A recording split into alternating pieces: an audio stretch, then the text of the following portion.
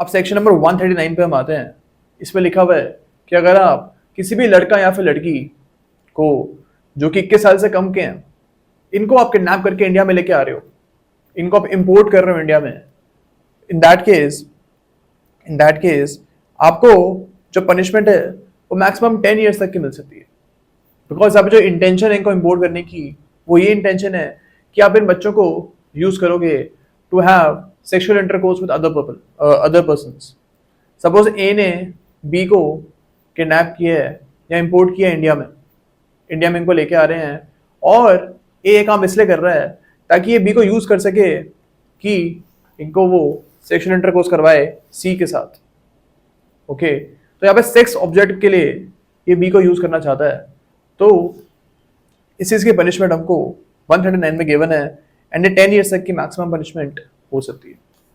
Okay, अब जो हमारी पुराने आईपीसी थी वहां पे इंपोर्टेशन ऑफ बॉय के बारे में बात नहीं थी। वहां पे सिर्फ वही था कि अगर आप किसी लड़की को इंडिया में बुलवाते हो to actually use her as a sex object, sexual intercourse के लिए उनको यूज करने के लिए आप ये काम कर रहे हो, तो उस चीज की पनिशमेंट हमको पुरानी आईपीसी में गिवन थी।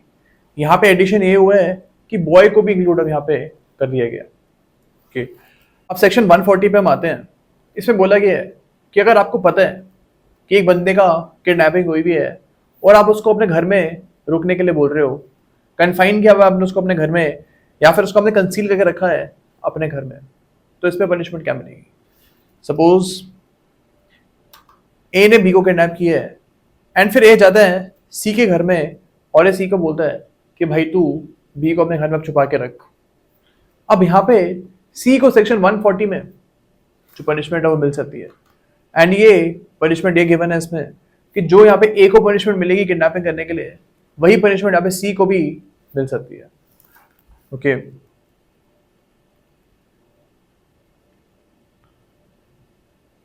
अब सेक्शन 141 पे हम आते हैं। ये बात करता है ट्रैफिकिंग ऑफ पर्संस के बारे में। अब ट्रैफिकिंग का क्या मतलब होता है?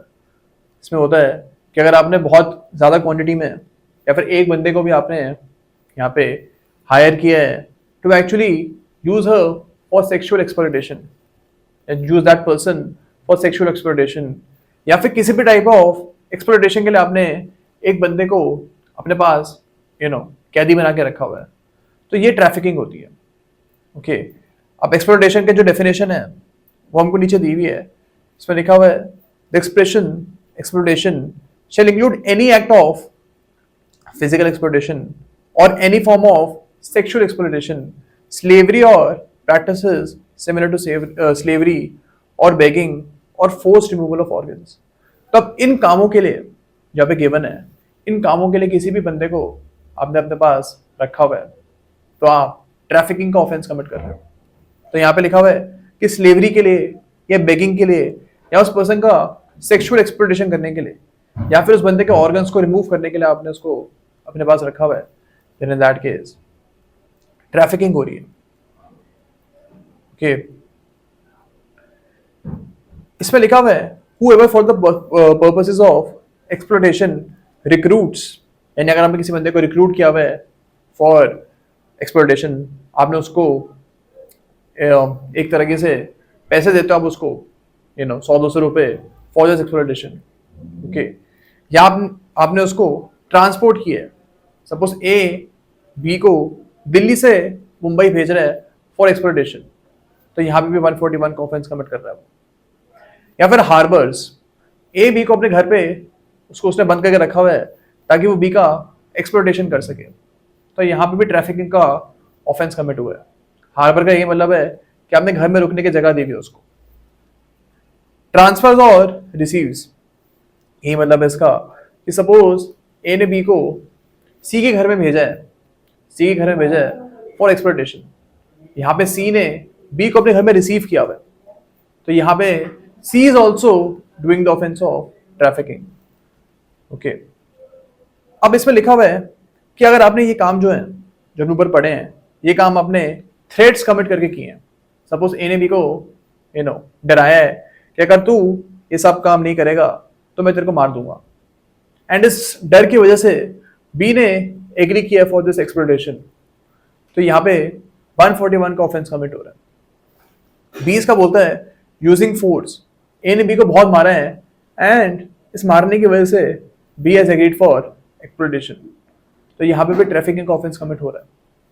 सी इसका बोलता है कि ए ने बी को एब्डक्ट ही कर लिया है, उसको एक जगह से उठा के लेके चला गया। यहाँ पे भी हम बोल सकते हैं कि अगर उसने एक्सप्लॉइटेशन करने के लिए काम कमिट किया है तो हम बोल सकते हैं यहाँ पे ट्रैफिकिंग कमिट वो कर रहा है। डी इसका बोलता है कि बाय प्रैक्टिसिंग फ्रॉड और डिसेप्शन, ए ने बी के साथ फ्रॉड प्ले किया है और उसको वो एक जगह से दूसरी जगह फ्रॉड प्ले करके लेके आया है एंड अगर अब वो बी को एक्सप्लॉइटेशन करने के लिए यूज कर रहा है देन वी कैन से कि यहाँ पे ट्रैफिकिंग का ऑफेंस कमिट हो रहा है। ई बोलता है by abuse of power, suppose A जो है वो बी के फैमिली का कोई मेंबर था और अपने उसने पावर का यूज करके उसका अब्यूज करके वो बी को एक दूसरी जगह पे लेके जा रहा है फॉर एक्सप्लॉइटेशन। यहाँ पे हम बोल सकते हैं that A has actually done the offence of trafficking. अब इसमें जो इसकी एक्सप्लेनेशन 2 है, इसमें बोला है कि अगर आप विक्टिम का कंसेंट लेके ट्रैफिकिंग कर रहे हो तो इसका कोई मतलब नहीं है, यहाँ पे कंसेंट की कोई वैल्यू नहीं है। सपोज बी ने कंसेंट दिया कि हाँ मेरे साथ आप एक्सप्लॉइटेशन करो, तो इस कंसेंट की कोई वैल्यू नहीं है। ए को यहाँ पे रिगार्डलेस ऑफ कंसेंट सजा मिल जाएगी। ओके, बिकॉज ऐसा हो सकता है कि बी ने जो कंसेंट दिया था वो हमने पढ़ा ऊपर, that consent was given under fear. Okay, तो उसके लिए इस कंसेंट की कोई वैल्यू नहीं है। अब जो सेकंड क्लॉज है इसका, यहाँ पे ट्रैफिकिंग की पनिशमेंट हमको गिवन है एंड यहाँ पे बोला हुआ है कि मैक्सिमम पनिशमेंट 10 ईयर्स तक की हो सकती है और मिनिमम पनिशमेंट यहाँ पे गिवन है जो कि 7 साल की आपको मिल सकती है। तो आपको यहाँ पे ये बोला गया है कि 7 ईयर्स से कम यहाँ पे सजा किसी भी हालत में नहीं मिलेगी। थर्ड इसमें बोला गया है कि अगर आप एक से ज्यादा लोगों का ट्रैफिकिंग कर रहे हो, एक से ज्यादा लोगों का आपने एक्सप्लॉइटेशन किए है, इन that case minimum 10 years and maximum life की पनिशमेंट यहाँ पे गिवन। फोर्थ इसका बोलता है कि अगर आप 18 साल से कम के बच्चे का एक्सप्लॉइटेशन कर रहे हो तो उसकी सेपरेट पनिशमेंट यहाँ पे गिवन है।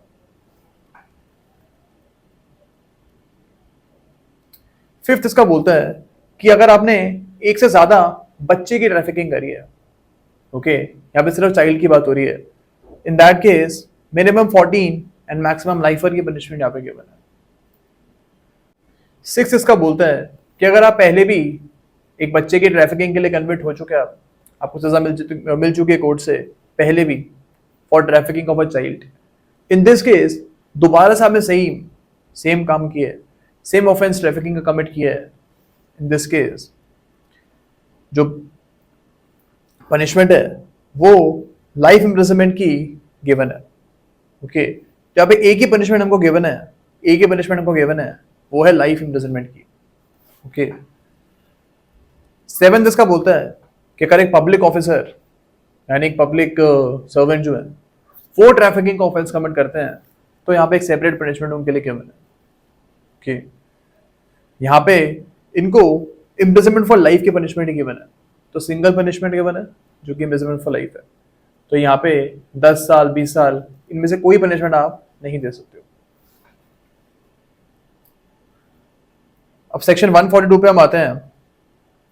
इसमें लिखा हुआ है कि अगर आप ट्रैफिकिंग करके उस पर्सन के साथ सेक्सुअल एक्सप्लॉइटेशन करते हो, सपोज ए ने बी का वही ट्रैफिकिंग का ऑफेंस कमिट किया है और उसके बाद बी के साथ उसका सेक्सुअल एक्सप्लॉइटेशन करता है, in this case minimum 5 and maximum 10 years की पनिशमेंट मिल सकती है।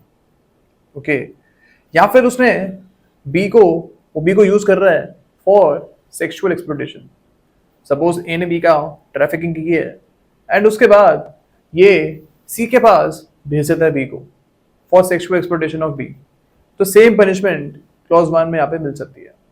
हमको यहाँ पे याद रखना है कि ट्रैफिकिंग की पनिशमेंट उसको मिलेगी 141 में मिलेगी ही मिलेगी, उसके एडिशन में 142 की पनिशमेंट यहाँ पे उसको मिलेगी।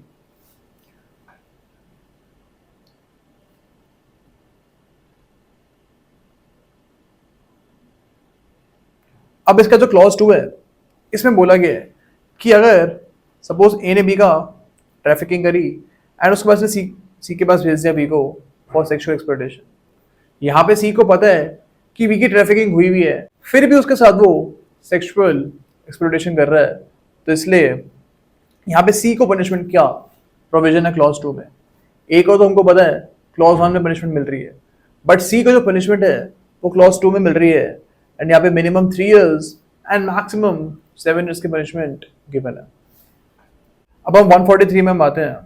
इसमें लिखा हुआ है कि अगर आपने ये धंधा ही बनाया हुआ है, ट्रैफिकिंग करने का, बच्चों को इंपोर्ट करने का, ये सब काम का आपने धंधा ही बनाया हुआ है, तो इस केस में जो पनिशमेंट है वो आपको minimum 10 and maximum life imprisonment की पनिशमेंट गिवन है। So if you are habitually doing this act, this offence, तो 143 में पनिशमेंट गिवन है। 144 पे हम आते हैं। इसमें बात करी गई है कि अगर आप अनलॉफुल तरीके से किसी बच्चे को काम करवा रहे हो, फोर्स्ड लेबर आप करवा रहे हो, तो इसकी पनिशमेंट हमको 144 में गिवन है एंड ये मैक्सिमम 1 year तक की पनिशमेंट मिल सकती है। ओके, तो फोर्स्ड लेबर का प्रोविजन हमको याद रखना है 144 में गिवन है। इवन कॉन्स्टिट्यूशन जो है हमारा वो प्रोहिबिट करता है फोर्स्ड लेबर को, और ट्रैफिकिंग का ऑफेंस है उसको भी हमारा कॉन्स्टिट्यूशन जो है प्रोहिबिट करता है अंडर आर्टिकल 23 एंड 24। तो ये आप लिख सकते हो to actually enhance the quality of your answers mains में। अब हम आते चैप्टर नंबर 7 के ऊपर। ये बात करता है ऑफेंसेस अगेंस्ट स्टेट के बारे में।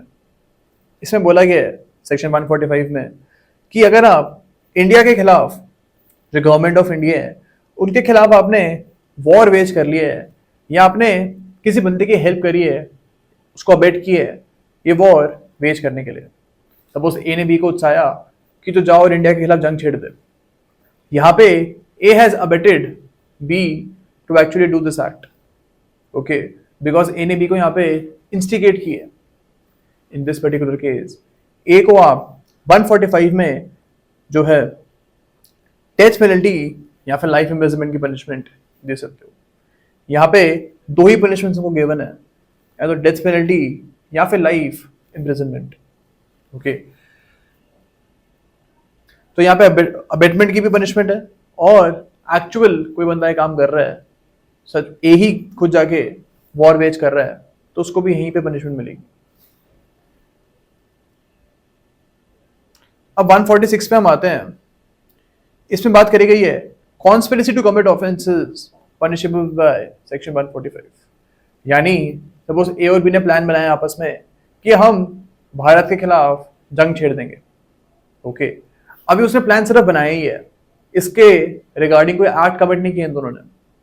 सिर्फ इस प्लान को बनाने के लिए जो पनिशमेंट है वो हमको 146 में गिवन है, एंड ये जो है मैक्सिमम यहाँ पे लाइफ इम्प्रिजनमेंट की पनिशमेंट गिवन है। ओके, जिसकी एक्सप्लेनेशन है ये क्लैरिफाई कर रही है कि अभी एक्ट का होना जरूरी नहीं है, सिर्फ हमने जो प्लान बनाया है उसके बेसिस पे भी पनिशमेंट 146 में मिल सकती है। ओके, 147 पे हम आते हैं। इसमें बोला गया है कि अगर आप आर्म्स एंड एम्यूनेशन कलेक्ट कर रहे हो टू वेज वॉर, ओके, अभी एक्चुअली में आपने कोई एक्ट कमिट नहीं किया है, सिर्फ आपने हथियार अभी इकट्ठे करे हैं भारत के खिलाफ जंग छेड़ने के लिए। इस चीज की पनिशमेंट हमको 147 में गिवन है, एंड ये लाइफ इम्प्रिजनमेंट तक की हो सकती है। ओके, अब सेक्शन 148 पे हम आते हैं। इसमें बोला गया है कि अगर सपोज एक पर्सन है, इसको पता है कि बी और सी मिलके भारत के खिलाफ एक वॉर वेज करने वाले हैं। ए को इसके डिजाइन के बारे में पूरा पता है, लेकिन फिर भी ये पुलिस को इन्फॉर्म नहीं करता है, ये किसी को भी नहीं बताता है कि ऐसी एक प्रिपरेशन चल रही है वॉर कमिट करने के लिए। यहाँ पे हम ए को सेक्शन 148 में पनिश कर सकते हैं। ओके, बिकॉज उसकी ड्यूटी थी यहाँ पे बताने की अथॉरिटीज को कि ऐसा ऐसा एक क्राइम कमिट बी और सी करना चाहते हैं। ओके, अब हम आते हैं 149 के ऊपर। इसमें लिखा हुआ है कि अगर आप एक प्रेसिडेंट को या फिर गवर्नर ऑफ अ स्टेट को पकड़ के रखते हो, रॉन्गफुली रिस्ट्रेंड या कन्फाइन करते हो इनको आप, ओके, या आप इनके खिलाफ असॉल्ट कमिट करते हो। इनका रीजन क्या है काम करने का? इनका ये रीजन है ताकि प्रेसिडेंट और गवर्नर अपने काम को ना कर पाए। सपोज प्रेसिडेंट को एक बहुत ही इंपॉर्टेंट बिल पे साइन करना था, अब कुछ लोगों ने प्रेसिडेंट को पकड़ लिया और उनको असॉल्ट किया, ओके, उनकी ये इंटेंशन थी कि प्रेसिडेंट उस बिल पे साइन नहीं कर पाए। यहाँ पे सेक्शन नंबर 149 में इसके पनिशमेंट हमको गिवन है, एंड यहाँ पे आप देख रहे हो कि 7 years तक की मैक्सिमम पनिशमेंट गिवन है, ओके। अब हमको यहाँ पे याद रखना है कि सिर्फ इस पर्टिकुलर सर्कमस्टांस की आपको यहाँ पे पनिशमेंट मिल रही है। जो आपने असॉल्ट किए हैं उसके आपको अलग पनिशमेंट मिलेगी। हमने ऑलरेडी उसका सेक्शन पढ़ा हुआ है असॉल्ट का, तो आपको असॉल्ट की भी पनिशमेंट यहाँ पे मिलेगी एंड 149 में आपको पनिशमेंट मिलेगी, ओके। तो ये आपको यहाँ पे याद रखना। अब हम आते सेक्शन नंबर 150 के ऊपर। ये बहुत ज्यादा टॉक्ड अबाउट सेक्शन है, ओके। आई थिंक जो नई आईपीसी आई है इसमें सबसे ज्यादा 150 के बारे में बात करी गई है, बिकॉज यहाँ पे बोला गया है कि सेडिशन का जो कॉन्सेप्ट है उसको खत्म कर दिया गया। गवर्नमेंट की तरफ से भी चीज बोली हुई है कि सेडिशन का जो कॉन्सेप्ट है वो हमने खत्म कर दिया। अब पहले सेक्शन 124A में सेडिशन के बारे में बात होती थी, और अब 150 जो है उसमें आप देख रहे हो कि लैंग्वेज में थोड़ा मॉडिफिकेशन कर दिया गया। अब सेक्शन 150 में आप देखोगे बोला गया है कि अगर आप सेपरेटिस्ट एक्टिविटी को प्रमोट कर रहे हो या फिर आप कोई ऐसा काम कर रहे हो जिससे सॉवरेनिटी और इंटीग्रिटी ऑफ इंडिया हार्म हो रही है, तो आप 150 में ऑफेंस कमिट कर रहे हो। अब सेपरेटिस्ट एक्टिविटीज क्या होती हैं? सपोज कोई पर्सन है, वो लोगों को उकसाता है अपने राइटिंग से या अपने वर्ड्स या फिर जेस्चर से या फिर इलेक्ट्रॉनिक कम्युनिकेशन से, फेसबुक और ट्विटर पे वो कुछ लिख रहा है अगर वो ऐसा बोलता है कि इंडिया के खिलाफ बातें करो, वो ऐसा बोलता है कि हमको इंडिया से अलग होना है, ओके, हमको एक सेपरेट कंट्री बनानी है, तो यहाँ पे इसी को हम बोलते हैं सेपरेटिस्ट एक्टिविटीज। यानी आप लोगों को यहाँ पे फोर्स कर रहे हो या फिर उनको आप मोटिवेट कर रहे हो कि इंडिया से आप बाहर होने की डिमांड रखो। तो this is what is called separatist activities, and इसकी पनिशमेंट 150 में गिवन है। और सॉवरेनिटी और unity and integrity of India के खिलाफ आप बात कर रहे हो। सपोज ये ऐसी कोई स्टेटमेंट करता है कि हिंदू मुस्लिम में लड़ाई होनी चाहिए। अब इससे unity and integrity of India का नुकसान हो सकता है, तो इसकी पनिशमेंट में 150 में गिवन है। या फिर आप ऐसा बोलते हो कि जम्मू एंड कश्मीर जो है वो इंडिया का पार्ट नहीं होना चाहिए, यहाँ पे आप सॉवरेनिटी ऑफ इंडिया के खिलाफ बात कर रहे हो, एंड इसकी पनिशमेंट 150 में गिवन है। तो यहाँ पे एक और बात मैं आपको हाईलाइट कर रहा हूँ कि गवर्नमेंट का जो क्रिटिसिज्म है उसके बारे में यहाँ पे कोई बात नहीं करी गई है, वो यहाँ पे अब ऑफेंस नहीं रहा है। पहले भी अगर आप गुड फेथ में गवर्नमेंट को क्रिटिसाइज करते थे तो उसके पनिशमेंट 124A में आपको नहीं मिलती थी। इसकी एक्सप्लेनेशन में भी इन्होंने ये बात बोली हुई है कि अगर आप गवर्नमेंट के खिलाफ कोई बात करते हो, क्रिटिसिज्म करते हो उनका इन गुड फेथ, ओके, और आपकी ऐसी कोई इंटेंशन नहीं है कि गवर्नमेंट जो है वो गिर जाए, ओके, आप यहाँ पे 150 के अंडर कोई ऑफेंस कमिट नहीं करोगे। तो उसकी एक्सप्लेनेशन जो है ये चीज बोलती है, ओके। अब सेक्शन 151 पे हम आते हैं। इसमें बोला गया है अगर कोई भी पर्सन इंडिया में बैठ के किसी फॉरेन कंट्री के खिलाफ वॉर जो है वेज करता है या वॉर वेज करने का अटेम्प्ट करता है, एंड जो फॉरेन कंट्री है इसके रिलेशन इंडिया के साथ अच्छे हैं, फ्रेंडली रिलेशन है, इस केस में 151 में पनिशमेंट उसको मिल सकती है। सपोज इंडिया में बैठ के ऑस्ट्रेलिया के खिलाफ वॉर वेज करता है, तो यहाँ पे Australia is a friendly country with India, and section 151 में उसको पनिशमेंट मिल सकती है। अब सेक्शन 152 पे हम आते हैं। इसमें लिखा हुआ है कि अगर कोई भी बंदा इंडिया में बैठ के फॉरेन कंट्री के फॉरेन कंट्री के टेरिटरी में डेप्रिडेशन करता हो, यानी कि वहाँ पे बैठ के वो वहाँ पे कुछ भी प्रॉपर्टी का लॉस या लाइफ का लॉस वो करता है, इन दिस केस 152 में उसको पनिशमेंट मिल सकती है।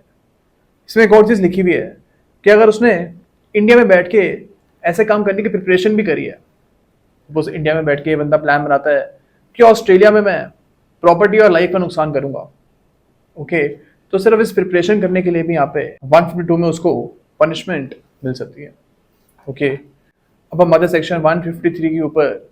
यहाँ पे भी वही सेम एग्जांपल हम यूज करेंगे। सपोज ए पर्सन इंडिया में बैठ के ऑस्ट्रेलिया में डिप्रेडेशन करने का प्लान बनाता है एंड वो कुछ काम कर भी देता है ऐसा, इसके वजह से उसको बहुत पैसे मिलते हैं। ओके, अब ए जो है यहाँ पे उन पैसों से एक प्रॉपर्टी खरीद लेता है। ओके, और ए अब इस प्रॉपर्टी को आगे बेचना चाहता है। सपोज ए प्रॉपर्टी बी को बेचना चाह रहा है। अब बी को पता है कि इस प्रॉपर्टी में जो पैसे यूज हुए हैं वो कैसे आए हैं। उसको पता है कि वही उसने ऑस्ट्रेलिया में कुछ गलत काम किया था, उस पैसे से इसने ये प्रॉपर्टी खरीदी है। यहाँ पे बी ने फिर भी उस प्रॉपर्टी को खरीद लिया तो उसको 153 में पनिशमेंट मिल सकती है। ओके, तो यहाँ पे ए को पनिशमेंट नहीं मिल रही है, जिसने डेप्रिडेशन किया प्रॉपर्टी का ऑस्ट्रेलिया में, उसको पनिशमेंट यहाँ पे नहीं मिल रही है। यहाँ पे बी को पनिशमेंट मिल रही है। सेक्शन 154 पे हम आते हैं। इसमें लिखा हुआ है कि अगर एक पब्लिक सर्वेंट वॉलंटरीली एक प्रिजनर ऑफ वॉर को छोड़ रहा है या फिर एक स्टेट प्रिजनर को छोड़ रहा है, सपोज एक जेलर है, इसकी जेल में कुछ कैदी बंद थे, ओके, जो कि स्टेट प्रिजनर्स ऑफ वॉर थे। अब ए ने जानबूझ के जेल का दरवाजा खोल दिया और इनको जाने दिया। यहाँ पे जो ये पब्लिक सर्वेंट है जिन्होंने काम कमिट किया है, इसको 154 में हम पनिश कर सकते हैं। ओके, तो कोई भी पब्लिक सर्वेंट अगर ये काम करता है तो 154 में पनिशमेंट मिल रही है।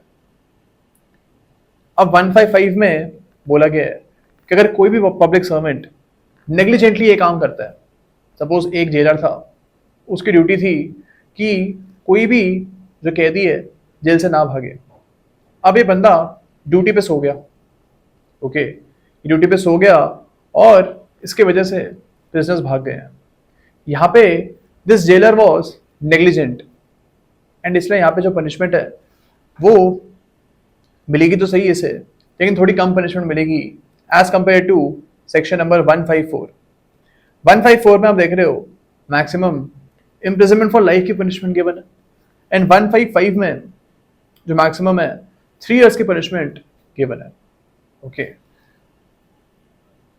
अब सेक्शन 156 पे हम आते हैं।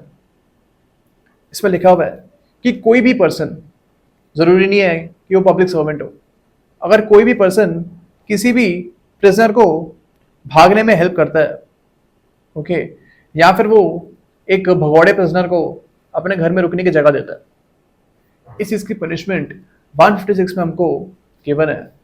Okay,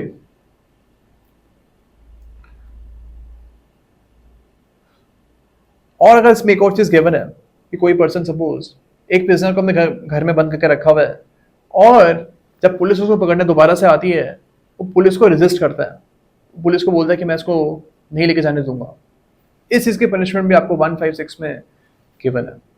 okay,